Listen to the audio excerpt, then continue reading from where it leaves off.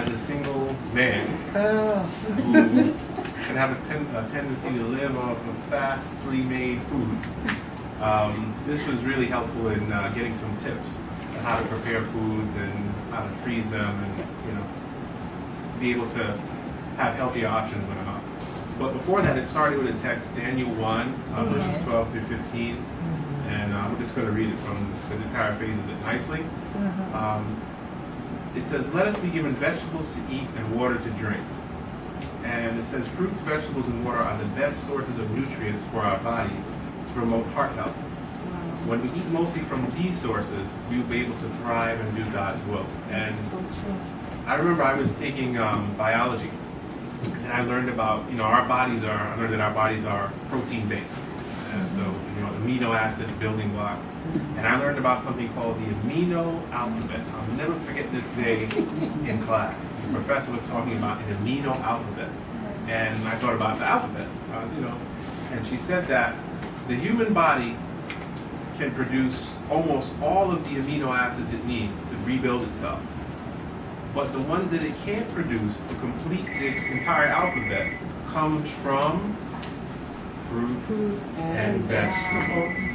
And then when I looked at fruits and vegetables, the body, this a term that they like to throw around called bioavailability. When the body eats fruits and vegetables, it can break down the fruits and vegetables and be able to get amino acids out of it more efficiently than if you eat meat. And look at any cow. What do cows eat?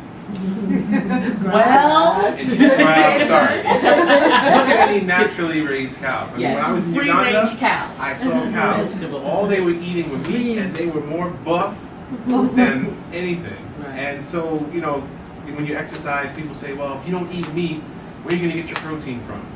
The same place the cows do. There you go. So this was really, this week was really, an eye-opener for me. And there's some tips you gave in terms of meal preparation I'll just quickly go over. Get help from family members or friends who'll cook for you.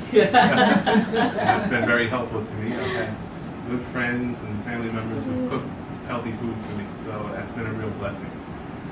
Cook several dishes at one time and freeze part of them to eat later. Maybe it's just me. Maybe I'm just so greedy for the food, but I never thought about later. The food's here, I'm going to eat it now. But that was a really interesting tip. Make more and freeze it for later. Make larger quantities and use the leftovers for lunch. That I would normally do. Pack lunches the night before. Not only does that help you have something healthy to eat, but it helps you to be faster to get out of the house in the morning. Learn simple, fast recipes. Really important. And also we learned about in this class that we might have a vegetarian cooking class. So learning simple, fast recipes. And use a slow cooker. I guess to slow cook your rice and beans and different things like that. To eat healthier when eating out, it also gave some suggestions. Order sandwiches without mayonnaise or use low-fat mayonnaise. Use skim milk or low-fat milks. Try to cut back on your cheeses, or again use some type of skim or low-fat. Use unsweetened tea, fat-free products. Also choose 100% fruit juice. One of the best advices was choose water.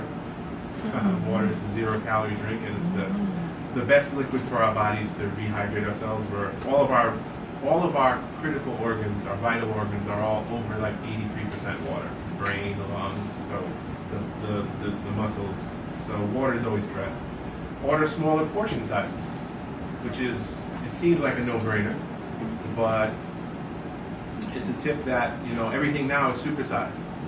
If you see they push larger and larger portions on you, and you just become accustomed to it. When I was young, food and portion sizes were a certain size, and now everything is supersized. Supersized cookies, supersized cakes, supersized everything. So that was good. Also choose to bake or grill your foods instead of fry them.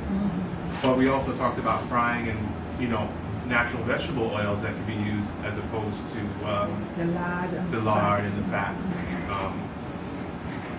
And the last thing was stretching a food budget. Well, this part was really helpful because I never really do that.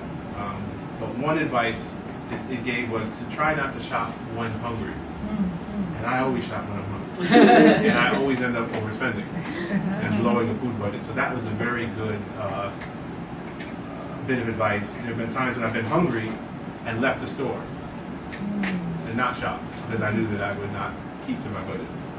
Check the food sale ads. Choose prepared foods less often, so make your own foods. Buy only the amount of food that your family needs. Try not to shop at the convenience stores because things are more expensive.